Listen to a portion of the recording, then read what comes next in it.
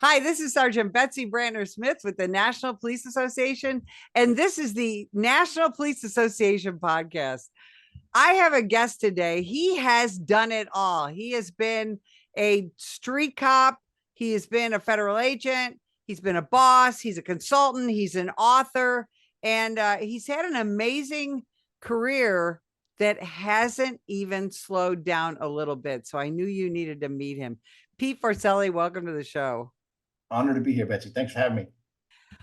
So of course I have to ask you the question I ask everybody who's been in law enforcement. Why'd you become a cop? I grew up watching shows like Starsky and Hutch and the FBI and all those shows that were out in the 70s and 80s. And I had the misconception that police was just all excitement and fun like you see on TV and that everything gets solved in an hour. But yeah, I got into the police department at the NYPD at age 20 and learned how policing really works. A lot more paperwork. I'd say 90% boredom and 10% sheer terror sometimes. But I loved every minute of it. But yeah, I fell in love with it from watching TV. I'm so glad to hear you say that, because that's actually my real answer.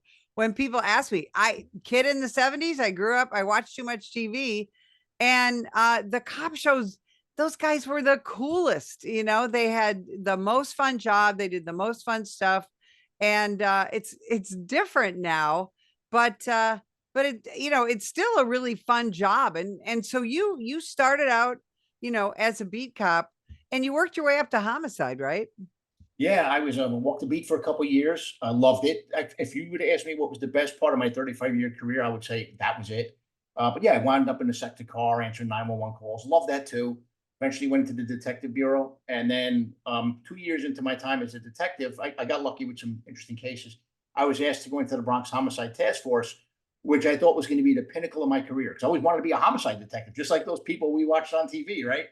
But it was there I got some exposure to work in federal cases. But I also saw the difference between the state court system, which in the Bronx was horrendous and was a revolving door of justice where criminals just came right back out in the street, uh, to see how the feds worked, where you take some of those same offenders and send them to prison in other states where they didn't have family visiting them and they were terrified and they would cooperate. So we were solving all kinds of crazy cases working with the feds. Worked with FBI a little bit, DEA, awesome, loved working with them, and ATF worked with them, yeah, probably the most. And I just jumped ship and became a Fed in New York. So I worked in New York as an agent for 6 years, really doing the same work that I was doing as a homicide detective, but with a better bang for the buck when it came to putting bad people in jail for a really long time. And the other thing that happened is we started focusing on like people who were misusing guns, because everybody wants to blame the gun. The gun, it's not the gun, it's the criminal. We started using a program called Operation Trigger Lock, where we looked for people that got caught with guns that were felons, who had just a propensity of being involved in violent crime or hanging out with people who were involved in violent crime. And we went after them. So in the course of from 1997 till 2001, when I left, we were able to take the homicide rate from around 625 murders a year in Bronx, which is just one county, and dropped it down to about 200. And it's because people were spending time in prison. As you know, it's not everybody has the guts to go out there and pull the trigger. It's the most severe criminals that do that. And when you can get them off the streets and keep them off the streets, you can make a difference. And that's when I really fell in love with the federal system and decided to leave the NYPD, which I loved. I loved that job. But then to become a Fed, and I love being a Fed too. Again, different, a little bit different, a lot more paperwork intensive. But the end result was usually pretty good. So you work for alcohol, tobacco, and firearms, and every now we talk, as we have for decades in this country, about guns. You alluded to that. It's not the gun, it's the person. You were on the front lines of watching gun crime, seeing the kind of people involved in gun crime. What's your answer to violent crime involving guns now in 2025? The simple word, it's one word, and it starts with the letter P, and it's prosecution. You know, Again, people want to blame the gun. Oh, it's the gun. It's not the gun. It's the person that pulls the trigger. And when you see these people that get arrested time and time and time again, and they reoffend, it emboldens them. So someone, that might start out, with lower level crimes, will graduate towards more violent crimes.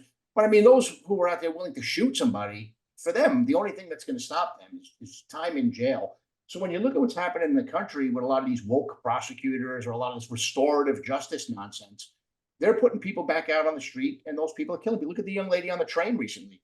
That guy was in and out of jail. That poor girl was just sitting there minding her business, and she was just butchered.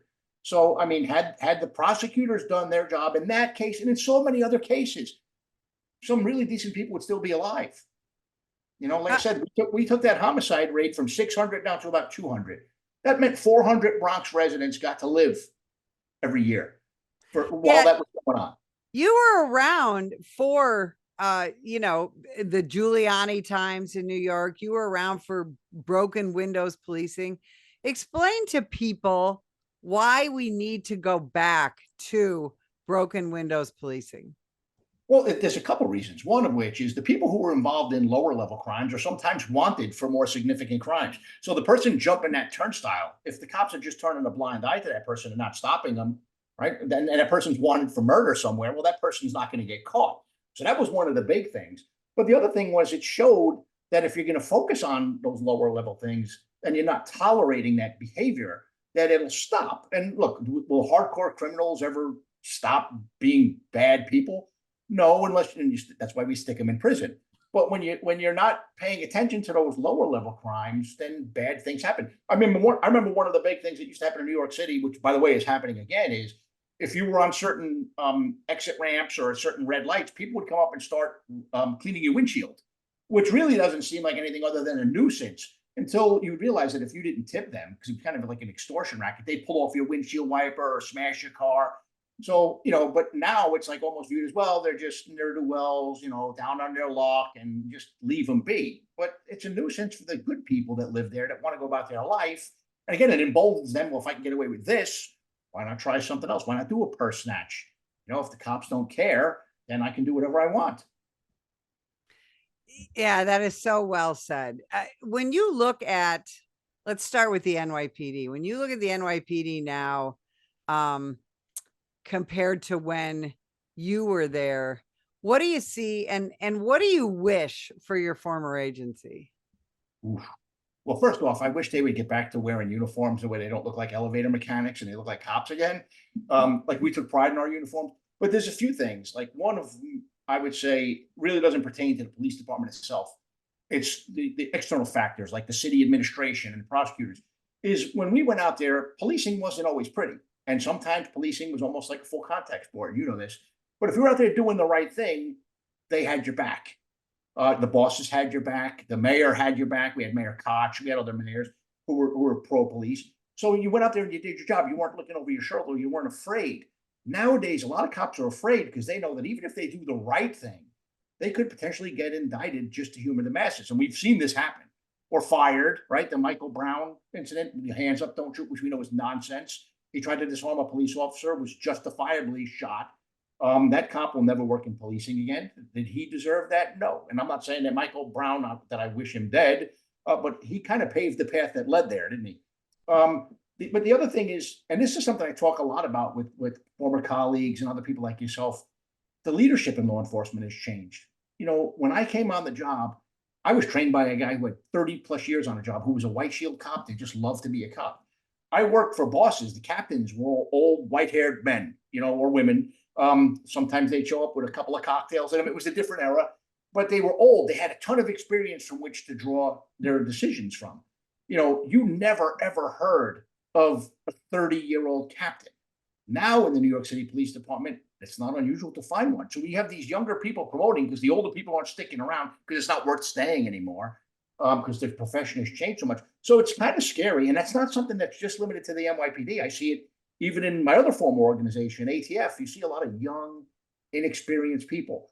And the problem is that inexperience can lead to bad decisions. And sometimes those decisions can get people killed. And I mean, good people, cops, citizens. Um, you know, look, the woke prosecutor, I think, is the worst thing that's happened to this country in my lifetime. But I would say some of these woke chiefs aren't too far behind. No, you're absolutely right about that. And that is, I know we talk to cops all over the country and they're so frustrated because when you can't depend on your leadership to back you up for doing the right thing. Mhm. It's not only frustrating, it's disheartening. That's why a lot of cops are leaving, especially leaving big cities like New York or Chicago or LA, and they're going places for less pay Yeah. because they have better management, right? Absolutely. Well, Betsy, you lived in Chicago. Chicago has this policy that I thought was insane when I first heard about it, and that was the no foot pursuit policy. I get it with vehicle pursuits. Vehicle pursuits, I've been in them. I'd rather get in a shooting than a vehicle pursuit, to be honest with you. And I've been in both because you're so worried. I don't want to hit somebody. I want to hit an innocent person. I want to flip the car over. They're terrifying. Um, so I understand that some police departments shy away from it, and if others don't, that's their business, whatever. But a no foot pursuit policy Chicago instituted, that's mind blowing to me. And believe it or not, they've set a trend. The county I live in, Fairfax County, Virginia, now has a no foot pursuit policy. Similar thing, shoplifter, police chase the shoplifter. He does something stupid, makes a furtive movement. They shoot him. He's not armed, right? Again, bad thing. You don't want that to happen. But as a result, now criminals can run, not be chased. I've caught people for started with reasonable suspicion. Let me see what this person's up to. They ran. I caught them that were involved in all kinds of things, including a recent murder. So now, in that same instance, that murderer gets away because the cop can't stop them or chase them for suspicious, for being involved in suspicious activity. And this is even worse. This is even if they see them committing a crime, they can't chase them without permission from a supervisor. So how long does it take for you to get permission? How many yards head start do you give this criminal? Mind blowing to me. Mind blowing. Yeah, it really is. And it's frustrating for citizens, because, they don't feel safe. They know if they go somewhere, CVS buy razor blades and somebody's there shoplifting, nobody's going to help. Right. And it's insanity. So when you went to the feds, you worked your way up and eventually got into something that made not just national news, I would say international news, and people still talk about it, and that's Operation Fast and Furious. Unwind that a little bit. How did that all start? Well, that's interesting because we talked about not prosecuting. When I got out to Arizona, my agents would stop cars. We would get calls all the time from gun store owners, and everybody, well, shouldn't do. The left likes to portray gun stores as these shady businesses where they'll sell you one gun over the table and then 500 a table. That's nonsense. 99% of the gun dealers that I've interacted with, and I've interacted with many, were law-abiding citizens who really cared about not just public safety, but how they're perceived in fitting into that world. So we used to get tips all the time. Hey, there's a guy came in here with a bag full of money. Very suspicious. Could you guys get out here? And they wouldn't give this person the guns. They would wait till we could get outside, and then they would conduct the transaction when they knew we were outside, that we could stop that car and follow it safe distance away from the store, of course. And we would do that. We would stop cars. We'd ask questions. We'd catch people in lines. We would seize guns, thousands and thousands of guns over the 5 years I was there. We had other instances, like there was a guy who was trafficking 50 caliber Barrett rifles to the Juarez cartel. We identified him and his network. The U.S. Attorney's Office decides, hey, the guns are in Mexico because we identified them after the guns were used in crimes in Mexico. We're not going to prosecute it because the body of the crime, the gun, is in Mexico. That's nonsense too. We had a dirty gun dealer, the only one I encountered, who was helping coach people on what to say if they got stopped by the police, how to get guns across the border. He sold about 1,000 guns that made their way into Mexico. And when we finally arrested him, we had undercover agents go in there, undercover detectives from the Phoenix Police Department, conduct transactions. He would coach them. He would fill out the forms for the bad guys. They weren't even filling out their forms. In his post-arrest statement, he says, yeah, about 1,000 of my guns made their way to Mexico. Who gives a crap? They're Mexicans. Declined for prosecution. So what happens is all these cases are being declined when we're doing things like cops do all over the United States. Nothing scandalous. My group's focus changed because in 2009, Phoenix became the capital of home invasions and kidnappings in the United States, if you recall. So a new group was stood up to work on the firearms being trafficked to Mexico. They took a different stance. They weren't stopping those cars. They were getting those same phone calls that we were, but they decided, hey, if we can trace these guns back from crime scenes in Mexico and tie them to the buyers, we can build this bigger case. So the same U.S. Attorney's Office that was telling us they couldn't prosecute cases because the guns were in Mexico pivots now and decides to let the guns go to Mexico. This is around 2000, late 2009 or early 2010. Or again, we're working on something completely different. So my agents are getting phone calls from those dealers saying, "Hey, what's going on? Like, why are our guns getting traced for Mexico?" Because when we would seize those guns coming out of the gun store, we didn't have to trace them. We knew where they came from. So, and then in December of 2010, a Border Patrol agent named Brian Terry was murdered with a gun that was allowed to walk, which meant they could have interdicted it and they didn't. And an agent in that group named John Dodson blew the whistle and, "Hey, our people are walking guns. They're letting these guns go south of the border into Mexico." We didn't even know about that because we weren't co-located with them. And what happened was the U.S. Attorney's Office was rumbling that they wanted to indict this agent named John Dodson. And I'm furious because, wait a minute, we presented hundreds of trafficking cases to them and they wouldn't prosecute them. Again, not prosecuting, a big problem. And now they're going to indict an agent for speaking to Senator Grassley's office. And that's when I came forward and also blew the whistle and turned into, as you said, an international scandal. At first, Eric Holder denied that they were letting guns walk. So did the higher ranks of ATF. Turned out they were. Approximately 2,200 guns were allowed to walk. Yeah, and in the end, the program was obviously shut down, but no one was really held accountable. In fact, the Phoenix U.S. Attorney's Office, one of the people who I blamed for paving the path that led to Operation Fast and Furious was a woman named Rachel Hernandez, who was the acting U.S. attorney up until recently. And they were doing the same thing. They were sitting on cases, not prosecuting them. So they didn't even learn their lesson, unfortunately. But yeah, non-prosecuting people leads to bad things. Yeah, you're so right. And I don't think people really understand, people, especially on both coasts, if you will, don't really understand the atmosphere in Arizona. You said it very well. Our gun stores here in Arizona, they're people in our community. They're very involved in helping train people and keep people safe, and they're involved in things like raffles for your local scout troop or any kind of charity. That's one of the things. Gun raffles here are just a basic way of life for pretty much every charity. We're so close to Mexico. Of course, we border Mexico, and there's a lot of people go back and forth. And I also don't think, although people are starting to see, but I don't think the rest of the country really understands the hold that the cartels have on the state of Arizona, right? Yeah. Well, I mean, it's an easy path for the Sinaloans because I mean, right below Sonora is Sinaloa, so it's a straight right up and straight right down. But the other thing is, like I said, when you create this environment where people think they can get away with things, going back to our earlier conversations, the cartels realized, hey, if no one's going to get locked up in Arizona for doing this, let's just keep doing it. So they created this atmosphere where the cartels felt emboldened to go into Arizona gun stores and buy guns. And look, a straw purchase, which is when somebody's buying a gun for somebody else, it's an act of deception. Now, sometimes the dealers would pick up on something and call us, but there's other times when that person's successful at deceiving the dealer, they'll buy that gun and make their way to Mexico. That's not the dealer's fault. But the problem is when we would identify those people, we couldn't get them prosecuted, and it became so over the top insane that back when I was there, which is a long time ago, by the way, it was on 2007 to 2012, and this stuff is still happening.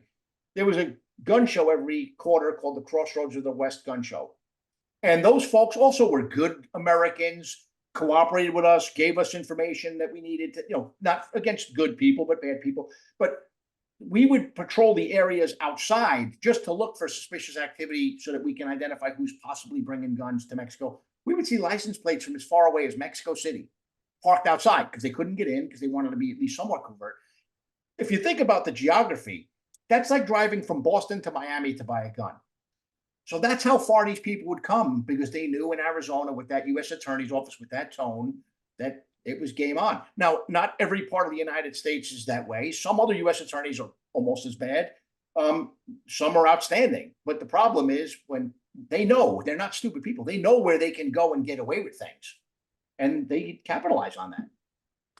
If you could, so we have a senator here in Arizona that keeps telling people that you can walk into a gun store in Arizona and walk out with an AR-15 easier than you can go to the grocery store and buy a gallon of milk. Pete, is that true? That is nonsense. That's a leftist talking point. You have to fill out a form, you have to pass a background check. That's complete nonsense. But again, we had the state attorney general over this, well, it's the District of Columbia, not the US attorney, but their state prosecutor. He was talking about the AR-15s that can shoot 1,000 rounds a second. So yeah, an AR-15 is not a machine gun. I mean, how uneducated these folks are when it comes to actual firearms is truly mind blowing. And that's another very valid point. I hear this, when I'm doing news hits all the time, where people they don't really understand the mechanics of a firearm, and they don't really understand that it's just some pieces of metal and plastic and maybe some wood and things put together, and it's a tool, right? None of my guns have ever committed crimes because they're in No, my possession. correct, nor have mine. Well, here's the other thing too. This roughly, they say, estimates I have heard is 500,000 firearms in circulation in the United States. Um, there's been hundreds of millions of guns in the United States for a long time. The crime rate has not gone up and down because of the guns. It goes up and down because of policies involving prosecution. But let's just say for some crazy reason, every gun was to evaporate.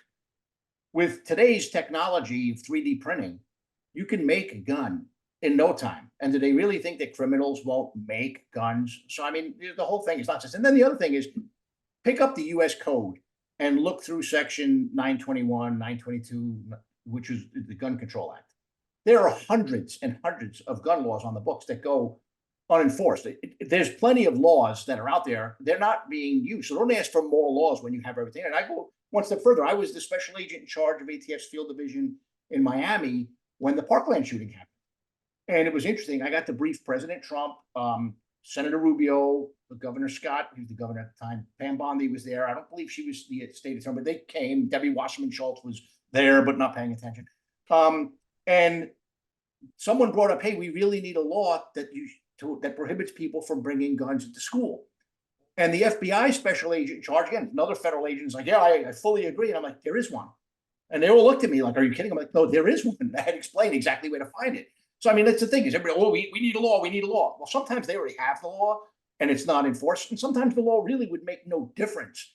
So I just wish that we would go back to punishing criminals, stop trying to punish inanimate objects or law-abiding citizens that are enjoying a constitutionally protected right. Oh, yeah, that so well said. So you ended up sitting down and writing a book. Talk about that process. Because it is a complicated case, and but you do a really good job of explaining it. Talk about what made you do that. There were a couple things. Fast and Furious was weird in that, like I said, like I was in Phoenix and I didn't know what was happening while it was happening until John Dodson came forward and blew the whistle.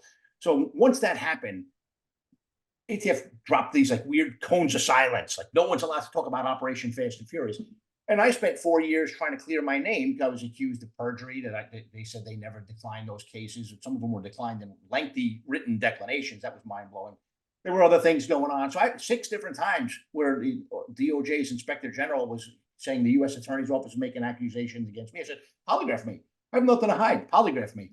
So 4 years it took to clear my name. And then after I did, I landed on my feet. So I wound up at the end of my career as the head of training for ATF. So I got to travel the country a bit and do other things. And I'd run into agents who were in Chicago during Fast and Furious or elsewhere in the country. And they say, hey, can you tell us what really happened? And I would tell them over a couple of beers, but I couldn't do it. ATF prohibited me from doing it in a training setting. So then I even said, well, look, the military, when they have an issue that goes sideways, they put forth training so that people can learn about what happened so that it never happens again. And I was told by Regina Lombardo, who was the director of ATF, the acting director at the time, we don't talk about Fast and Furious. DOJ won't allow it. Move on. So when I retired, I got so tired of hearing those things that I decided, you know what, the agents that were on the job deserve to know what happened. And then look, every now and then I'd run into a citizen who would ask. And the truth is, there was a Republican version of what happened in Fast and Furious, and there was a Democrat version, and neither were actually accurate. So I wanted the people to know as well what really happened. Because again, if you don't know history, you can repeat history. What really happened here, and you know this because you read the book, is they abandoned the basic principles of policing: stopping cars, asking probative questions, seizing evidence. They tried to get fancy, and it blew up in their face big time. And then the administration, Obama saw an opportunity and that, hey, with all of these guns being trafficked to Mexico, we can push for, they called it Demand Letter 3, which required gun stores in the border states to report sale of more than one rifle to ATF. That didn't exist before Operation Fast and Furious, which, when you think about it, is absolutely horrific that a Border Patrol agent, hero, a guy named Brian Terry, a stud by all accounts, lost his life for that mess, and that people in the administration thought, again, no, what is it? Never let a tragedy go to waste. That they decided to push this form as a win for them, and that no one in a position of real authority was held accountable. Again, one of the U.S. attorneys that was directly involved still works for the U.S. Attorney's Office, and the one I mentioned earlier, she's been there till March of this year when she was finally pushed out. So yeah, the lawyers weren't touched. Some agents got dinged up a little bit, but the ones who took the biggest beating, frankly, were the whistleblowers. Yeah, absolutely. And Brian Terry is he's a legend here in Southern Arizona and the Tucson sector. And his family, I'm not going to lie and say I speak to them a lot, but I've had communication with them, mostly his brother, Kent, and they're hurt because, as you know, the court case was thrown out because of a technicality, but they feel so betrayed. And Brian Terry was only on the Border Patrol for 3 years. To be on BORTAC with that much time on the job is a testament to what a monster, and I mean this in a good way. I'm envious. I wish I could lift weights, but I mean, Brian Terry was just a big, hulking, gentle giant, like I said before, a stud. And yeah, his loss is something that really absolutely appalling. And I feel so bad for the family because they're just good, just genuine, like all American people, and they've been lied to and treated like crap by our government. Yeah, absolutely. They are good Americans, good Arizonans. They're from Michigan and but just good people all around. And that's why I think it's so important that you wrote the book. Where can people get the book, Pete? Where can they find you? And so, everybody can learn the truth. Sure. Well, the book's available on Amazon, of course, if you can buy anything on Amazon. I have a website. It's www.peterjforcelli.com for folks that might want a signed copy. I'm on LinkedIn. It's probably the site that I use the most for social media because they keep it professional there for the most part. I think X brings out like the worst in a lot of people, so I don't use it that often. And the other thing is, right now I'm involved in trying to support federal law enforcement officers who get injured in line of duty or God forbid, killed or suffer some other catastrophic event. And then I was recently asked to be the director of law enforcement affairs for the Federal Law Enforcement Foundation. So folks can also find me there. And it's just a way of giving back to a profession that I spent 35 years in, Betsy, and don't really feel that I want to walk away from. I still love the people. I love the profession. I think it's the noblest of professions, and it's just a way for me to stay tied, to the work. Well, Pete Forcelli, you're a truth teller, and you give so generously of your time now, even in retirement, to help your brothers and sisters in federal law enforcement, and we really appreciate that. And we thank you for spending time with us today. And if you'd like more information about the National Police Association, you can visit us at nationalpolice.org.